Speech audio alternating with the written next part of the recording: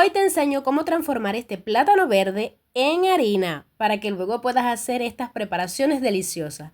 Así que no te vayas, comenzamos. Lo primero serán los plátanos verdes y fíjate que no son bananas, son plátanos machos verdes, que estaré utilizando 4. Antes de empezar te quiero dar mi truco perfecto para que no se te manche la tabla de picar. Yo reciclo las bolsitas así como esta, luego de lavarlas muy bien, introduzco la tabla dentro y listo, ya no se te va a manchar.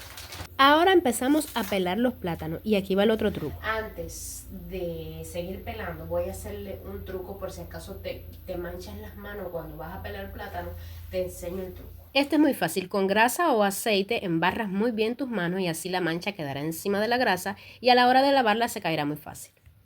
Yo generalmente no me mancho mucho las manos porque si ves cuando estoy pelando el plátano, la cáscara me ayuda a que no me manche las manos. Pero bueno, si no tienes mucha práctica, puedes utilizar ese truco que te enseñé. Ya teniendo los plátanos así de pelados, procedemos a picar los plátanos. Pero déjame mostrarte cómo hacerlo, porque aunque parece fácil, sí tiene su truco. Lo más importante es que las cortes bien delgadas, bien finitas, porque de esta manera se secarán más rápido. Fíjate la diferencia entre esta que quedó más gordita y la otra que quedó más finita. No es que va a pasar gran cosa, simplemente que lo que sucederá con la que quedó más gordita es que va a tardar más tiempo en secarse. Mientras voy acomodando todo, te invito a que te suscribas al canal y actives la campanita. Todas las semanas voy subiendo recetas nuevas, recetas dulces, recetas saladas, como este arroz a la chorrera que me quedó espectacular.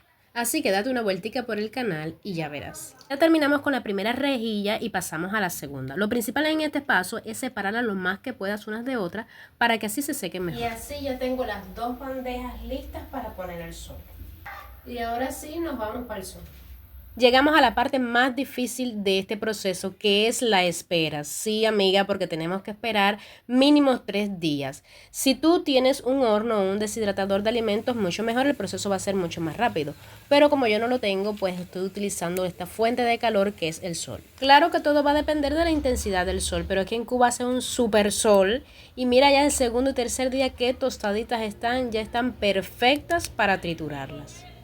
Están tan tostadas que parece que acabaron de salir del horno. Ahora pasamos a procesarlas, a triturarlas. Y yo lo hago de a poco porque ya he tenido amargas experiencias que casi rompo la licuadora por querer echar más cantidad. Así que de a poquito voy haciéndolo. Y como quiero que la harina me quede bien finita, la paso por una coladera, la cirno muy bien y mira cómo queda. Parece un polvo. Está perfecta para poder hacer elaboraciones como estas.